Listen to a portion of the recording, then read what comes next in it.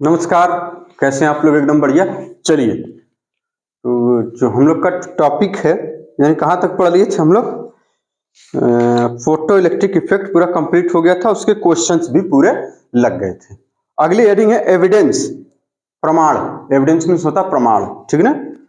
For quantized electronic energy level, यानी quantized का मतलब होता है क्वांटीकृत। अभी बताएंगे उसका क्या मतलब होता है। हिंदी में क्वांटीकृत कहते हैं इलेक्ट्रॉनिक एनर्जी लेवल, ठीक ना? जो इलेक्ट्रॉनिक एनर्जी लेवल है उसके प्रमाण क्वांटाइज्ड इलेक्ट्रॉनिक एनर्जी लेवल है। यानी ये जो बताया जा रहा है कि एनर्जी लेवल क्वांटाइज्ड होते हैं, एक डिस्क्रीट मैनर में होते हैं, कंटिन्यूअस मैनर में एनर्जी नहीं निकलती। ये बताया जा रहा है कि एक स्टेट से, यानी इलेक्ट्रॉन या एमिट होगा, जैसे उन्होंने कहा ना कि एनर्जी एमिट होती है, रेडिएशन एमिट होते हैं। तो जो रेडिएशन एमिट होते हैं कंटिन्यूअस मैनर में नहीं, डिस्क्रीट मैनर में, यानी एक फिक्स्ड क्वांटिटी, जिसको बताया गया ना E equal to H nu, 2h nu, 3h nu, 4h nu, इस तरीके से रहेंगे। तो उसके कुछ प्रमाण तो होने चाहिए, है ना? तो अब यहां पर हम लोग उसी में पढ़ेंगे उसका प्रमाण क्या है, एविडेंस क्या है उसका, ठीक है ना? जो पीछे भी बताया गया पार्टिकल नेचर में, जब हम पार्टिकल नेचर पूरा डिस्कस कर रहे हैं तो उसमें फोटो इलेक्ट्रिक इफेक्ट डिस्कस कर रहे हैं, ब्लैक बॉडी रेडिएशन डिस्कस कर रहे हैं, तो उसमें हर जगह यही बात आ रही है कि जो एमिशन या एब्जॉर्प्शन स्पेक्ट्रम बनेगा, सॉरी एमिशन या एब्जॉर्प्शन हो रहा है इलेक्ट्रोमैग्नेटिक रेडिएशन का, यानी एमिट हो रहा है या फिर एब्जॉर्ब हो रहा है। तो ठीक इसी तरीके से बताया जा रहा है, किसमें उन्होंने बताया ना फोटो इलेक्ट्रिक इफेक्ट में, एक पर्टिकुलर जब रहेगी वेवलेंथ तभी जो है फ्रीक्वेंसी की तभी निकलेगा।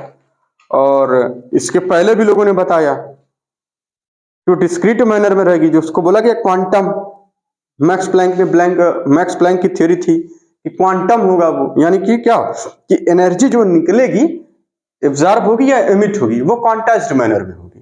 तो उसके कुछ प्रमाण है, इसमें हम लोग इस वाले चैप्टर, इस वाले हेडिंग में प्रमाण पढ़ेंगे, ठीक है? मेरे ख्याल से क्वेश्चन हो गए थे, ठीक है, क्वेश्चन सारे हो गए थे। अब प्रमाण की बात चल रही है, क्या प्रमाण है उसके, और साथ ही साथ एटॉमिक स्पेक्ट्रा उसे में दिया हुआ, अगली हेडिंग छोटी सी बनाया है, उसके आगे एटॉमिक स्पेक्ट्रा। तो पहली चीज क्वांटाइज्ड का मीनिंग समझिए क्या होता है। क्वांटाइज्ड को वो लिख रहे हैं कि the restriction of any property to discrete value is called quantisation. Discrete का मतलब फिक्स्ड मान सकते हैं, फिक्स्ड वैल्यू, यानी फिक्स्ड का मतलब ये नहीं कि जो है एक 10 तो हमेशा 10 ही रहेगी, मतलब जब भी रहेगी एक फिक्स्ड रहेगी। 5 तो 5 का मल्टीप्लीकेशन में फिक्स्ड वैल्यू आएगी, जैसे 5 का 10, 15, 20, 25, यानी इस तरीके से इसको फिक्स्ड, यानी इसको बोलते हैं क्वांटाइज्ड। डिस्क्रीट की जो मीनिंग है वो होता है विविक्त, हिंदी में विविक्त का मतलब एक पर्टिकुलर, यानी एक पार्ट और फिर उसका मल्टीप्लीकेशन, बीच का नहीं, जैसे 6, 7, 8 ऐसा नहीं हो सकता, 5 तो फिर 10 फिर 15, इस चीज को बोलते हैं क्वांटाइज्ड, ठीक है ना? तो यानी लिखा ना रेस्ट्रिक्शन मतलब बाधा या रोक देना, उसको बांध देना किसी प्रॉपर्टी को, ठीक है ना? टू डिस्क्रीट वैल्यू में उसे बोलते हैं क्वांटाइज्ड। तो आप क्वांटाइज्ड का मतलब यही है ना कि एविडेंस, क्या प्रमाण है उसके, इलेक्ट्रॉनिक क्वांटाइज्ड एनर्जी लिखा है, क्वांटाइज्ड इलेक्ट्रॉनिक एनर्जी लेवल के प्रमाण। फिर आगे है एटॉमिक स्पेक्ट्रा, ये हमारी हेडिंग हो गई। आगे बता रहे क्वांटाइज्ड हमने समझ लिया, स्पेक्ट्रम क्या चीज होता है। अब अगली हेडिंग आई, उसमें एक जगह मोटा मोटा काला काला लिखा है स्पेक्ट्रम, तो आप पहले इसको समझ लें। देखिए प्रिज्म, ये क्या है? प्रिज्म। अब प्रिज्म पर हमने व्हाइट लाइट डाली, तो आपने पढ़ा होगा रिफ्रैक्शन में कि जब एक लाइट के रिफ्रैक्शन में 10वीं में पढ़ा होगा आपने कि जैसे ही एक लाइट दूसरे ये मीडियम फर्स्ट से मीडियम सेकंड में जाती है तो ये या तो नॉर्मल से इधर या उधर बेंड हो जाती है, मुड़ जाती है, डेविएट हो जाती है, अपने पाथ से विचलित हो जाती है। बेंडिंग या फिर डेविएशन, डेविएट हो जाती है, विचलन होता है इसमें, ठीक है ना? तो इसको विचलन कोण भी कहते थे, खैर वो सब बातें नहीं। यानी ये क्या हो रही, अपने पाथ से एक मीडियम अलग होगा तभी, मीडियम सेम रहेगा तब डेविएशन वगैरह रिफ्लेक्शन वगैरह नहीं होता, ठीक है ना? तो ठीक इसी तरह से प्रिज्म है। प्रिज्म आपको पता है कांच का टुकड़ा वही होता है जिसमें दो सरफेस एक दूसरे से कुछ एंगल पर होती है, ठीक है ना? तो ये लाइट है, इस प्रिज्म पे डाला गया और ये क्या होगी, स्प्लिट हो जाती है अपने कंपोनेंट्स में। प्रिज्म से जैसे निकलती है, एक पर्दा लगा दीजिए इधर ब्लैक कलर का, तो आप देखेंगे कि उस पे जितने व्हाइट लाइट में कितने कंपोनेंट्स थे, 7, और ये सातों अलग अलग दिखने शुरू हो जाते हैं। बिल्कुल एक, ये अलग अलग का मतलब ये नहीं कि एकदम ये यहाँ वायलेट दिखा तो यहाँ इंडिगो दिखेगा तो फिर यहाँ ब्लू दिखेगा, ऐसा नहीं होता। सब एक साथ ही दिखते हैं, जैसे लगता है कि वो क्या है, इंद्रधनुष का कलर, जैसे आपने देखा है कि उसमें एक दूसरे से मर्ज रहते हैं। बात समझ में आ रही है? कलर बैंड आपस में क्या रहते हैं, वो कलर, वायलेट वाला इंडिगो से, इंडिगो वाला ब्लू से, ब्लू वाला ग्रीन से, इस तरह से एक दूसरे से मर्ज रहते हैं, मिल एक में मिले रहते हैं, ठीक है ना। यानी व्हाइट लाइट जैसे किसी प्रिज्म से गुजारते हैं तो क्या हो जाता है, ये स्प्लिट हो जाती है अपने कंपोनेंट में, और हमें एक पर्दे पर सीरीज ऑफ कलर बैंड दिखता है, सीरीज ऑफ कलर बैंड। और इसी कलर बैंड को नाम, इस जो बैंड है कलर का, ठीक है ना, किसी भी लाइन के लिए हो सकता है, इसको बोलते हैं स्पेक्ट्रम। अब चूंकि विजिबल लाइट यानी विजिबल के लिए जो है उसके पास कलर है, और इलेक्ट्रोमैग्नेटिक है उनके पास कलर नहीं है। जैसे कि आप कहेंगे अल्ट्रावायलेट कि हम प्रिज्म में डालें तो उसके पास कहां कलर है, तो आप देख ही नहीं पाएंगे। तो उसके लिए क्या करना होगा, तो उसके लिए यहां पर जो एनसीईआरटी में बताया जा रहा है कि आपको कुछ डार्क और किसी डार्क मतलब स्पेस पे या डार्क पर्दे पर कुछ ब्राइट स्पेस दिखेंगे, ब्राइट कलर के स्पॉट दिखेंगे, है ना, ब्राइट कलर के। अब वो एक अलग स्क्रीन होगी, वो अलग सिस्टम, पूरा एक्सपेरिमेंट वो अलग होगा, लेकिन विजुअल वाली बड़ी आसानी से हमें दिख जाती है। ये इलेक्ट्रोमैग्नेटिक स्पेक्ट्रम का ऐसा भाग है जो हमारे बहुत एक्सपेरिमेंट में काम आती है, हमारे नहीं मतलब वैज्ञानिकों के। हम ये सब कहां कर पाएंगे, ये तो खेल खिलौना वाली बात हो गई कि एक लाइट ले लिए, ये कहां बता पाएंगे उसमें, है ना, वो एनसीईआरटी में करके दिखाएगा। यानी व्हाइट लाइट को जैसे ही प्रिज्म से गुजारेंगे तो ये क्या होगी, अपने कंपोनेंट में टूट जाएगी, स्प्लिट हो जाएगी, और यहां पर एक डार्क स्क्रीन रख दीजिए, ठीक, डार्क पर्दा, काला पर्दा, डार्क का मतलब काला, है ना, काला पर्दा रख दीजिए, तो आपको क्या मिलेगा, यहाँ पे बैंड मिलेगा। तो सीरीज ऑफ कलर बैंड, ऐसी कलर बैंड का नाम होगा स्पेक्ट्रम। ये क्या चीज है, ये स्पेक्ट्रम। अब आपने रिफ्रैक्शन में ये भी पढ़ा कि बेंडिंग और डेविएशन ऑफ लाइट कैसे होती है, वो वेवलेंथ पे डिपेंड करती है। किस पे, वेवलेंथ पे, यानी लाइट कितनी डेविएट होगी, नहीं लाइट या लाइट का कंपोनेंट कुछ भी हो, कोई भी लाइट हो, लाइट कैसे, यानी deviation of light is inversely proportional to 1 upon wavelength of light. बात समझ में आ रही, ज्यादा गुज गाज दे रहे हैं का, चलिए मिटा दिया। यानी बेंडिंग या फिर deviation of light is inversely proportional to wavelength of light. तो देखिए इसमें क्या है, तो हमें पता है इसकी वेवलेंथ सबसे कम, इसकी सबसे ज्यादा, तो इसलिए रेड लाइट क्या हो गई, यानी लीस्ट डेविएट हो गई।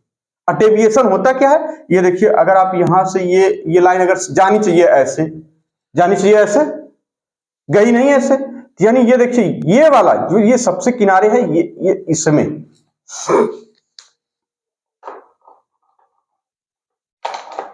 ये वायलेट वाले के लिए, ठीक, ये इसमें ग्रीन से बना दिया साथ में, यानी ये क्या है, एंगल ऑफ डेविएशन।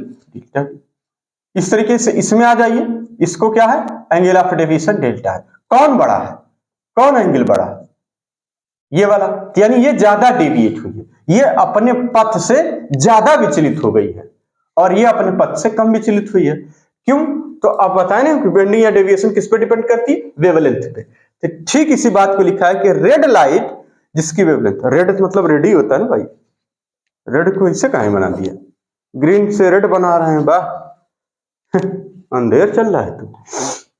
यानी कौन सी लाइट, रेड लाइट, जिसकी वेवलेंथ कितनी है, सबसे लंबी, लॉन्गेस्ट वेवलेंथ, इसलिए लीस्ट डेविएट हुई उस फार्मूले से। इनवर्सली प्रोपोर्शनल का मतलब होता है ना इसके, यानी डेविएशन देखिए, ये वेवलेंथ बढ़ेगी डेविएशन कम होगा, डेविएशन बढ़ेगा वेवलेंथ कम होगी, वही वाला रिलेशन यहाँ पर बहुत बार ये सब बता चुके हैं।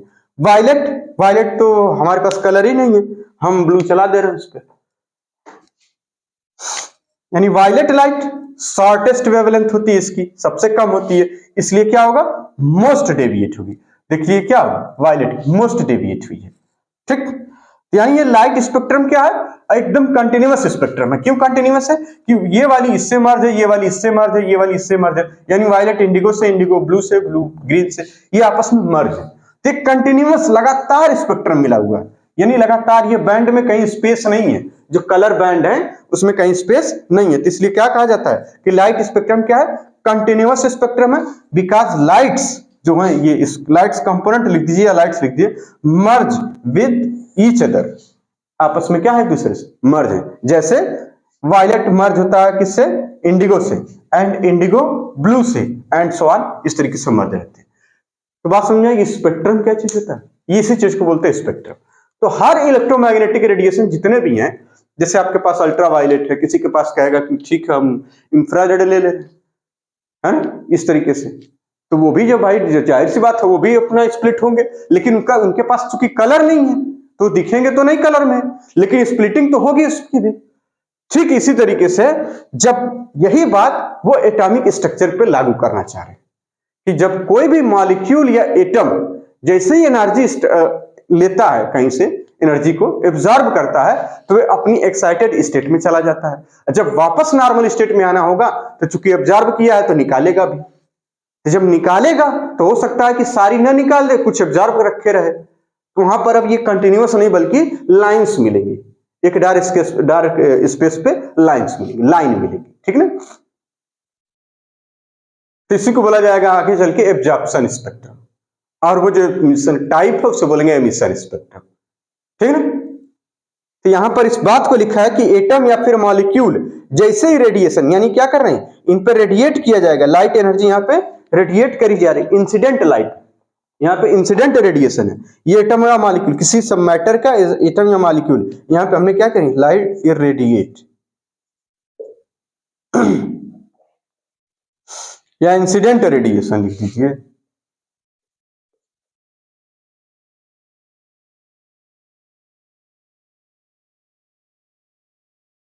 ये रहा इंसिडेंट रेडिएशन। जब इस पे इंसिडेंट रेडिएशन होगा तो इसके एटम या मॉलिक्यूल कहां चले जाएंगे, हायर एनर्जी स्टेट, किसमें, हायर एनर्जी स्टेट, और कैसे हो जाएंगे, अनस्टेबल, और कैसे हो जाएंगे भैया, अनस्टेबल हो जाएंगे, ठीक, अनस्टेबल, अच्छा ये बना लीजिए, हो जाता है, अनस्टेबल हो जाएंगे, और क्या एमिट करेंगे, जब वापस हायर एनर्जी स्टेट से इनको लोअर एनर्जी स्टेट या फिर स्टेबल एनर्जी स्टेट या नॉर्मल एनर्जी स्टेट में आना होगा तो क्या एमिट करेंगे, फिर से इलेक्ट्रोमैग्नेटिक रेडिएशन एमिट करेंगे, ये देखिए इलेक्ट्रोमैग्नेटिक रेडिएशन को एमिट करेंगे इस तरीके से।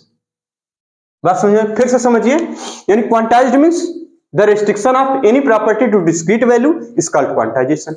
व्हाट इज स्पेक्ट्रम, स्पेक्ट्रम का मतलब यहां पे समझने के लिए वो बता रहे हैं कि पहले व्हाइट लाइट ले लीजिए, और ये क्या होगा, किसी प्रिज्म से इसको गुजारिए तो ये अपने कंपोनेंट में स्प्लिट हो जाएगी, तो आपको मिलेगा सीरीज ऑफ कलर बैंड, जिसको बोलेंगे स्पेक्ट्रम, जिसमें रेड लाइट को बता रहे हैं कि लॉन्गेस्ट वेवलेंथ है इसलिए लीस्ट डेविएट होगी, वायलेट लाइट को बता रहे हैं शॉर्टेस्ट वेवलेंथ है इसलिए मोस्ट डेविएट होगी। तो लाइट स्पेक्ट्रम क्या है, कहेंगे कंटिन्यूअस स्पेक्ट्रम है, क्यों, क्योंकि लाइट्स मर्ज होती हैं आपस में, देखिए ना लाइट आपस में क्या है, मर्ज है, वायलेट मर्ज होता है इंडिगो के साथ, इंडिगो मर्ज होता है ब्लू के साथ। फिर बता रहे हैं कि ठीक इसी प्रकार जो किसी पदार्थ में जो एटम और मॉलिक्यूल होते हैं, अगर उस पर एनर्जी डाली जाए यानी इंसिडेंट किया जाए रेडिएशन, तो आपको क्या दिखेगा, जो एटम और मॉलिक्यूल आप समझ नहीं पाएंगे, लेकिन वो हायर एनर्जी स्टेट में चले जाएंगे और अनस्टेबल हो जाएंगे।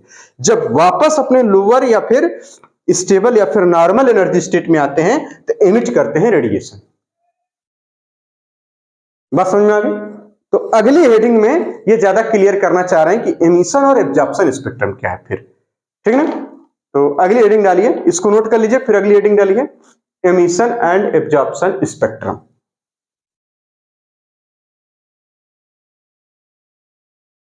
Emission and absorption spectrum.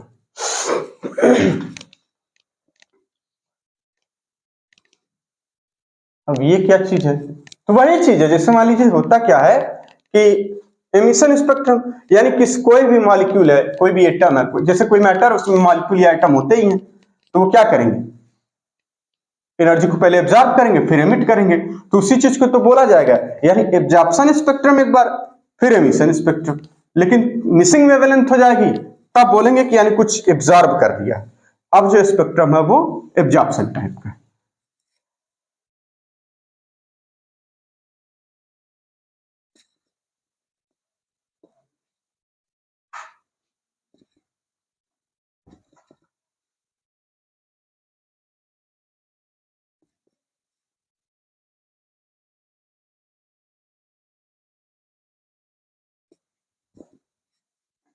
बढ़िया साफ नहीं हो पाता है, क्या हो, क्या चक्कर है इस समय। हैं?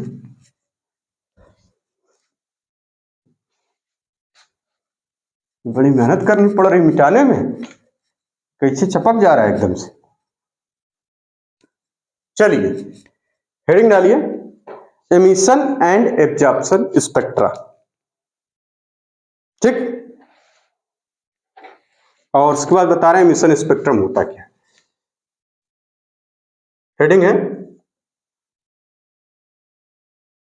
Emission and absorption.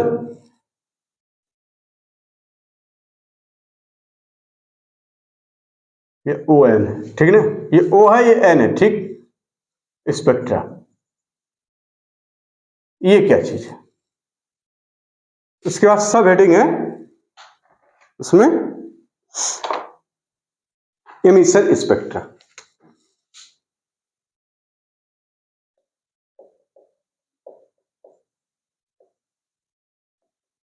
स्पेक्ट्रम या स्पेक्ट्रम, ठीक। स्पेक्ट्रम है तो स्पेक्ट्रम लिखिए, जो है वही लिख दिया करिए, क्योंकि एनसीईआरटी आजकल क्वेश्चन एकदम वही बनाया जा रहा है, जो है वही पूछेंगे अपने मन से ना। तो अपने मन से हम लोग पढ़ेंगे भी नहीं, काहे पढ़े, तो पढ़ने में मन नहीं लगता, ऊपर से अपने मन से पढ़े। अच्छा, द स्पेक्ट्रम ऑफ, जो डिफिनीशन एनसीईआरटी में लिखी है उसको पहले छाप लीजिए, फिर समझा देते हैं सब बातें। लिखिए, the spectrum of radiation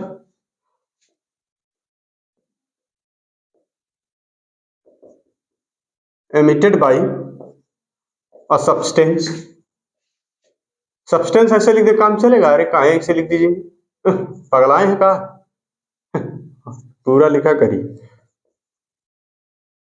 that was absorb energy. कितनी सिंपल सी भाषा लिख दी है, बस काम हो गया, है ना। That was absorbed energy is called emission spectrum.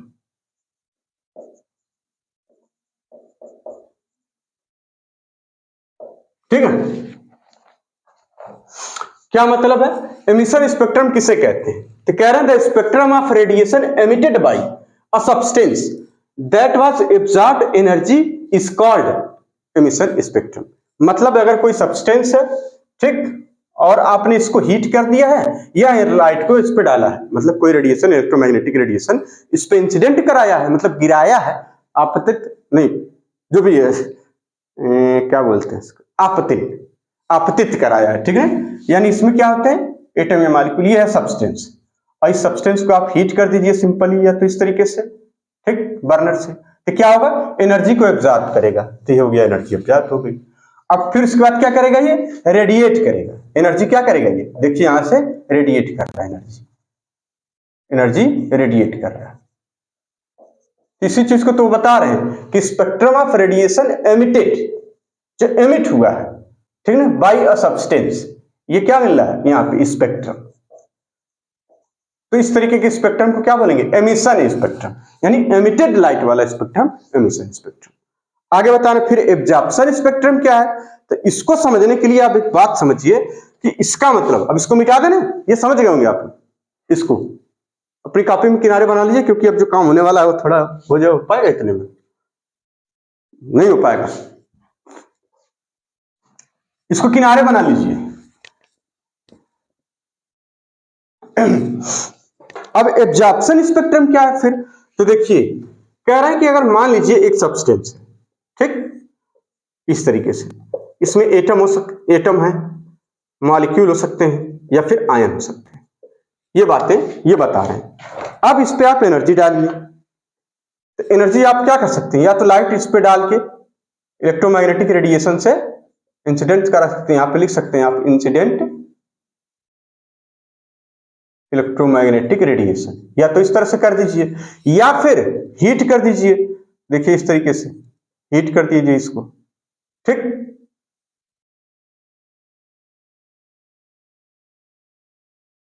ऐसे ही लगा रहता है, ये ऐसे बनाइए ढंग से, तमीज से ना बनाते हो सर जी। इसमें ये नॉब लगी रहती है ना कम ज्यादा करने वाली, ये यहाँ से ऐसे ऐसे है। अब ये आप कम ज्यादा करेंगे तो ये हीट हो जाएगा। तो कुल मिला के क्या होगा, ये एनर्जी को पहले एब्जॉर्ब करेगा। ठीक, अब ये एब्जॉर्ब कर लेगा तो इसके यानी क्या होगा, यहाँ पे लिखिए, ये मॉलिक्यूल एटम्स या आयंस एब्जॉर्ब एनर्जी, एक रख दो, दोनों तीन तीन ना लेके चलो, absorb energy.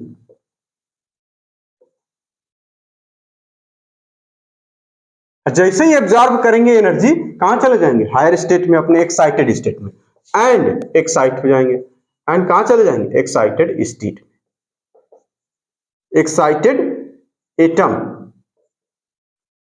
Molecule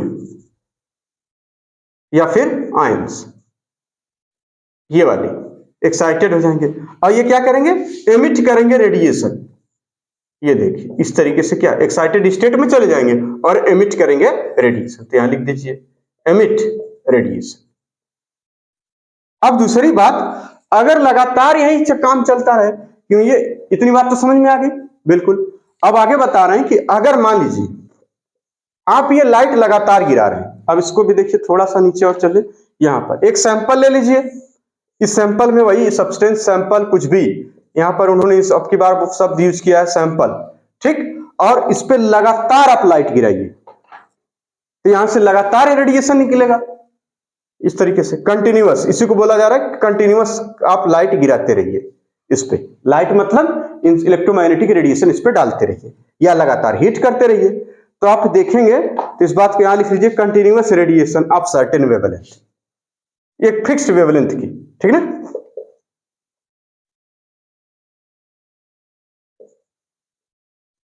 of certain wavelength, certain मतलब कुछ,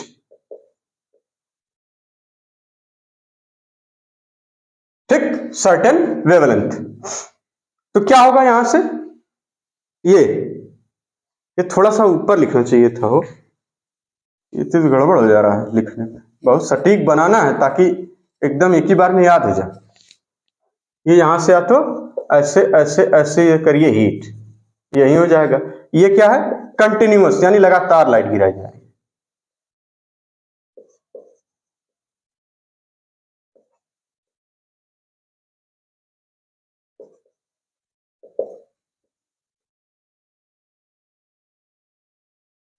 ठीक, लगातार लाइट गिर रही, बिल्कुल गिर रही। तो आप यहां से क्या देखेंगे, कुछ देर बाद आपको दिखाई देगा कि यहां से लाइट एमिट भी हो रही है। यहां क्या हो रहा है, ये देखिए रेडिएशन डाला जा रहा है इस पे, है ना, इंसिडेंट रेडिएशन, यहां लिख दीजिए ये क्या है, इंसिडेंट रेडिएशन। बार बार एनसीईआरटी वाले एक ही बतिया को इतना बार समझाते जैसे लगता पगला गए हैं। अब कह रहे हैं ये देखिए इस तरीके से एमिट होगा इसमें रेडिएशन, ये यहां से निकलेगी इसमें से, ये क्या है, रेडिएशन, ठीक। ये इसको कह रहे हैं वो स्पेक्ट्रम है, चलिए मान लेते हैं, यानी इस चीज को लिखे हैं क्या, स्पेक्ट्रम। ये आपको जो चीज मिलेगी ये क्या है, स्पेक्ट्रम, ठीक। और यहां क्या है, स्पेक्ट्रम है, और यह है क्या, एमिट रेडिएशन ऑफ एमिट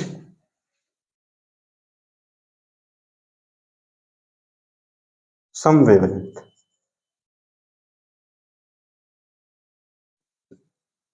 अब जो जरूरी बात है वो समझिए, और इसको लिख रहे हैं, ठीक, यानी कि आपको यह पता है कि हमने कितनी वेवलेंथ की लाइट इस्तेमाल करी है और सारी रेडिएशंस आपने काउंट कर रखी है कि ये इतनी है, मतलब आप नहीं काउंट कर पाएंगे तब भी आपको पता चल जाएगा, ठीक। तो जो स्पेक्ट्रम यहां दिखेगा, अब उसमें आप पाएंगे कि कुछ अगर मिसिंग हो जाए, यानी सम वेवलेंथ मिसिंग हो जाए, स्पेक्ट्रम में क्या हो, इसमें सम वेवलेंथ क्या हो जाए, मिसिंग, गायब, इसमें नहीं दिख रही है। मतलब यहां पर आप डाल रहे हैं जितनी वेवलेंथ, मतलब 1 2 3 आपने गिन रखा या नहीं भी गिन रखा तब भी, तो आप ये मान के चलिए कि इसमें जितने भी लिखा है ना continuous radiation of certain wavelength आप डाल रहे हैं, लेकिन यहां एमिट तो हो रहा है, emit of the radiation of some wavelength, केवल कुछ ही वेवलेंथ एमिट हो रही है, यानी जो स्पेक्ट्रम बन रहा है वो सम वेवलेंथ है, और कुछ स्पेक्ट्रम इसमें सम कुछ वेवलेंथ इसमें, कुछ रेडिएशन की वेवलेंथ इसमें मिसिंग है।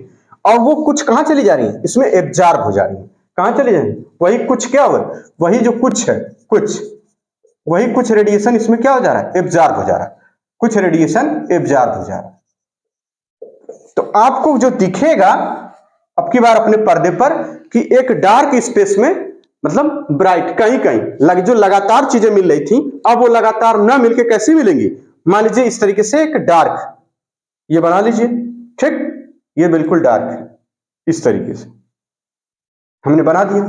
अब जो आपके पर्दे पर मिलने वाला है वो ये चीज, कितना बेहतरीन लोग समझाते हैं, जैसे लगता है कि मतलब घरे आना चाह रहे हैं कि अरे यार घर में आए बताएं। ये हमने डार्क पर्दा इस पे बना लिया, ठीक, इस तरीके से आप भी बना लीजिए, आपके पास तो होगा ना वो स्केच पेन वगैरह, उसको बना लीजिए। इस तरीके से खूब डार्क लाइन हमने खींच ली। अब इसमें वो कह रहे हैं कि बीच बीच में ये इस तरीके से, यानी बीच बीच में क्या मिलेगा, ये लाइनें मिलेंगी, ये बैंड एक मिलेगा, फिर देखिए एक स्पेस, फिर एक बैंड ये मिलेगा, फिर इसी तरीके से अलग मान लीजिए विजुअल वाली भी कहीं कहीं मिल जाएंगे। ऐसा नहीं है कि एक ही मिलेगी भैया, कोई भी मिल सकती है, कई उन्होंने किसी को फिक्स नहीं किया। इस तरीके से, इस तरीके से बात समझ आ रही। ग्रीन वाले को भी बना लीजिए, ग्रीन वाला अलग बीच में होता है, ठीक है ना, ब्लू सबसे नीचे रहेगा और रेड सबसे ऊपर। हमने कर दिया गलत, तो हम इसको मिटाएंगे। जब कलर का इस्तेमाल किया जा रहा है तो आप सही से, ये देखिए ग्रीन वाला आ गया इस तरीके से, ठीक। अब ब्लू वाला बना देते हैं, और यहां पे क्या आ जाएगा, ब्लू वाला, ये, ठीक। यानी आप देख रहे हैं कि डार्क स्पेस में कुछ बैंड दिखाई दे रहे हैं, डार्क स्पेस में क्या कुछ बैंड दिखाई दे रहे हैं ब्राइट कलर के, और लगातार नहीं है ये, यानी इसमें देखिए एक जगह गायब है फिर डार्क, मतलब आप समझिए कि इस पर्दा, हमने एक पर्दा लगाया यहाँ पे और सारा काम वही 3-5 कर रहे हैं। अब इसको थोड़ा सा रियल में फील कर लीजिए कैसे, बहुत आसानी से। एक्सपेरिमेंट वही, एक्सपेरिमेंट हवा में होता है, समझ में आत्मा में आता है। देखिए कैसे, कुछ नहीं किया, एक ले लिया, एक मैटर है, इस पे इधर से लाइट डाल रहे हैं, ये इधर एमिशन दे रहा है, इधर लाइट डाल रहे हैं, ये मैटर है, ये समझ गए बिल्कुल, ये इस पे लाइट डाल रहे हैं, यानी रेडिएशन, इलेक्ट्रोमैग्नेटिक रेडिएशन, और रेडिएशन में बहुत सारी वेवलेंथ हैं ऑलरेडी, ठीक, इसमें हम डाल रहे हैं, और जितनी इसमें हम डाल रहे हैं उतना ना निकल के कुछ निकल रही। एक पर्दा लगाएं, उस पर्दे पे ऐसी ऐसी लाइनें दिख रही हैं, एक लाइन ये पट्टी, फिर डार्क स्पेस, फिर दूसरी पट्टी, यानी ग्रीन या डार्क पर्दे पर, काले पर्दे पर ब्राइट, कहीं पे ब्राइट, फिर पतली छोटी इस तरह से दिख रही है। यानी ये जो स्पेक्ट्रम इस तरीके का दिखता है उसको बोलते हैं एब्जॉर्प्शन स्पेक्ट्रम। क्यों? क्योंकि कुछ रेडिएशन एब्जॉर्ब हो चुकी है, और इस चीज को बोला जाता है एब्जॉर्प्शन स्पेक्ट्रम। बात समझ में आ गई? और घोर के पियाए कहा एकदम से, अरे ले फिर। तो ये जो चीज मिली, यानी आप इसको लिख सकते हैं यहां पे ब्राइट डार्क है, हाँ डार्क फिर ब्राइट, यानी ये जो चीज मिल रही है इस तरीके से, ये जो पैटर्न मिल रहा है स्पेक्ट्रम का, ये क्या है, एब्जॉर्प्शन स्पेक्ट्रम। इसको लिख लीजिए एब्जॉर्प्शन स्पेक्ट्रम। ये हमने कुछ ज्यादा ही बना दिया है का, तो आप कम कर लीजिए, तो समझदार लोग हैं, कहना का मतलब ये क्या है, एब्जॉर्प्शन स्पेक्ट्रम। बात समझ में आ गई? यही बताए हैं उसमें भैया जी, ठीक है ना। और इस एब्जॉर्प्शन स्पेक्ट्रम में क्या होगा, स्पेसिफिक वेवलेंथ होगी, या फिर उसी को बोलेंगे ब्राइट लाइट। ये क्या किसकी होंगी, स्पेसिफिक वेवलेंथ, या इसी को bright light with dark space. ये क्या है, स्पेसिफिक वेवलेंथ दिख रही है ना डार्क स्पेस में, और इसी को क्या बोला जाएगा। अब ये देखिए नहीं लग रहा है लाइन की तरीके है, ये लाइन नहीं दिख रही, एक लाइन ये, एक लाइन ये, एक लाइन ये, लाइनें तो दिख रही हैं भाई, एक ब्राइट पट्टी की लाइन है, फिर ब्राइट पट्टी की लाइन है, फिर तीसरी ब्राइट पट्टी की लाइन है, ये क्या है, लाइन स्पेक्ट्रम। इसी चीज को क्या बोला जाएगा, ये है देखिए भैया एब्जॉर्प्शन स्पेक्ट्रम। अलग कलम से लिखिए, कलम बदल लीजिए, ये है ना, ये क्या है भैया, एब्जॉर्प्शन स्पेक्ट्रम, इसको एब्जॉर्प्शन स्पेक्ट्रम कहेंगे। और यही चीज क्या बनेगा, लाइन स्पेक्ट्रम। और या फिर यही एटम से चूंकि ये सब रेडिएशन हो रहा है, एटॉमिक स्पेक्ट्रम इसी तरीके का होता है, एटॉमिक स्पेक्ट्रम। तो ये सारी बातें absorption spectrum, line spectrum, atomic spectrum एक साथ लिख लीजिए। क्या लिख दें, यही है लाइन स्पेक्ट्रम। यही क्या है, एब्जॉर्प्शन स्पेक्ट्रम। इसी तरीके का क्या दिखता है भैया, एटॉमिक में दिखता है। एटम से चूंकि ये सारा काम हो रहा है तो एटॉमिक स्पेक्ट्रम। नोट कर लीजिए इसको।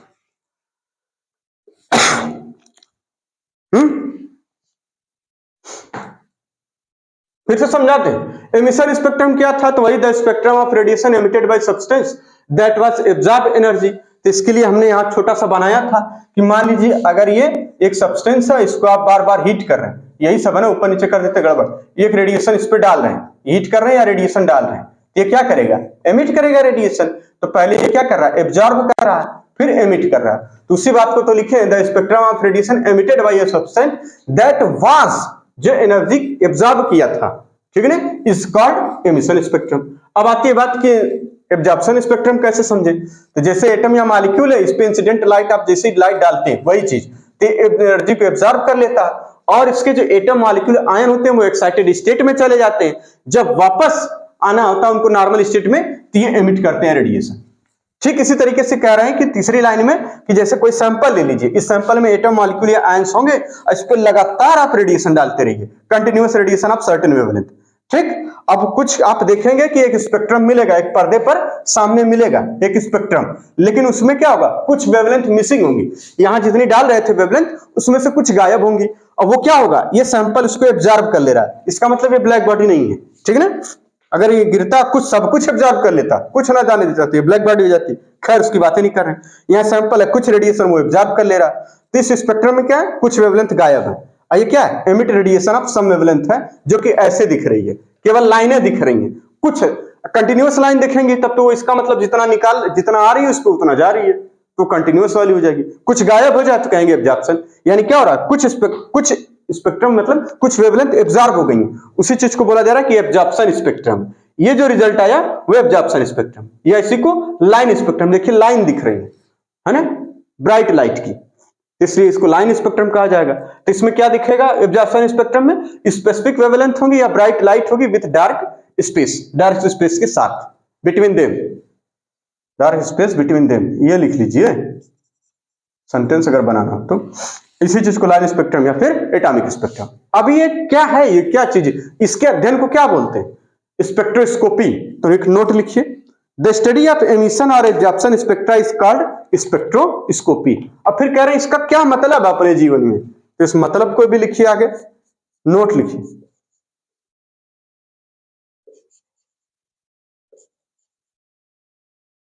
द स्टडी ऑफ एमिशन और absorption spectrum is called spectroscopy.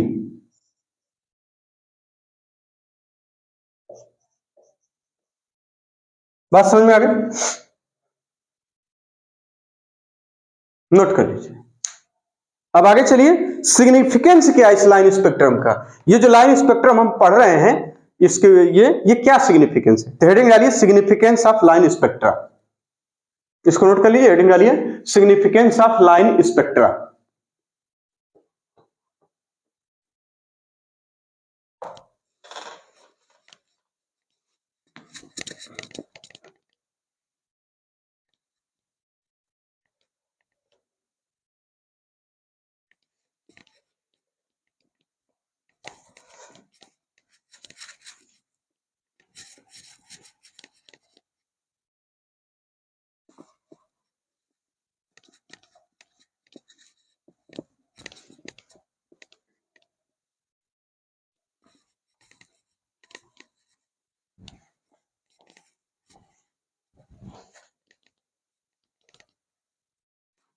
Heading है सिग्निफिकेंस ऑफ लाइन स्पेक्ट्रा।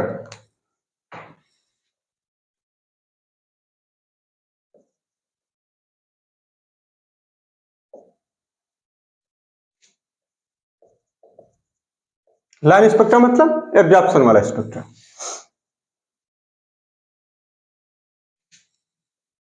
ये हेडिंग है।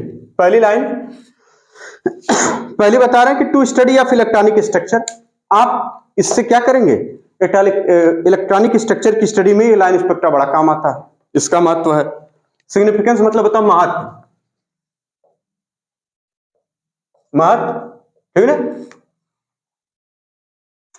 तो कहां इसका इस्तेमाल है, किसमें इस्तेमाल है भैया, to study of electronic structure of atom.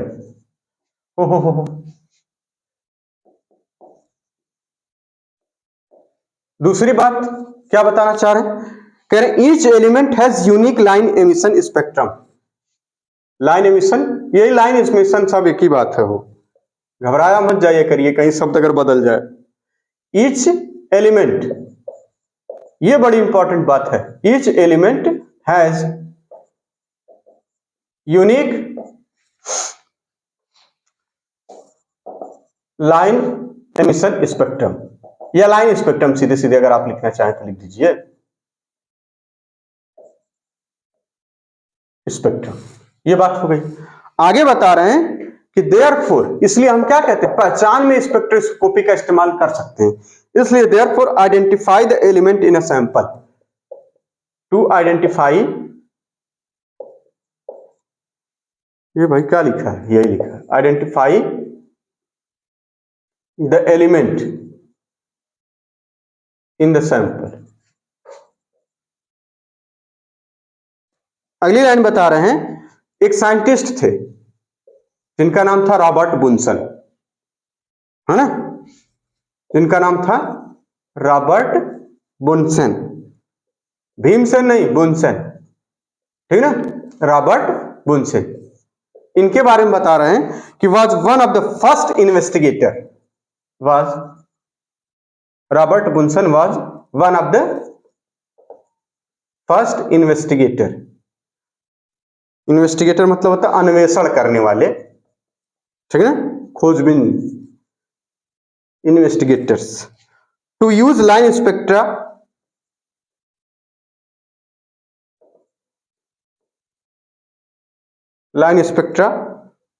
To identify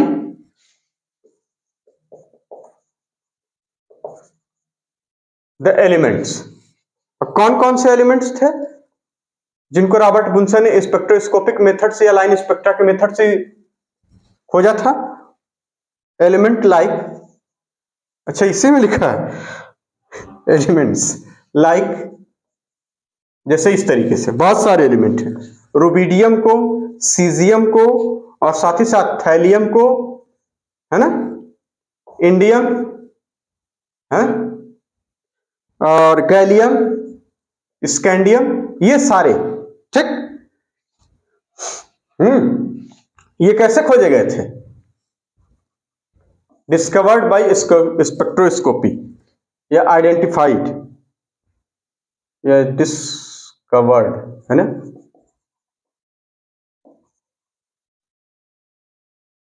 spectroscopy से। ठीक इसी तरीके से जो हीलियम, यानी सन में जो हीलियम है उसकी भी स्पेक्ट्रोस्कोपी से ही डिस्कवरी हुई थी। Helium was discovered. तो इतने सारे मतलब हैं एटॉमिक स्पेक्ट्रा के, तो यह लाइन स्पेक्ट्रा के। Helium was discovered in the sun by spectroscopic method.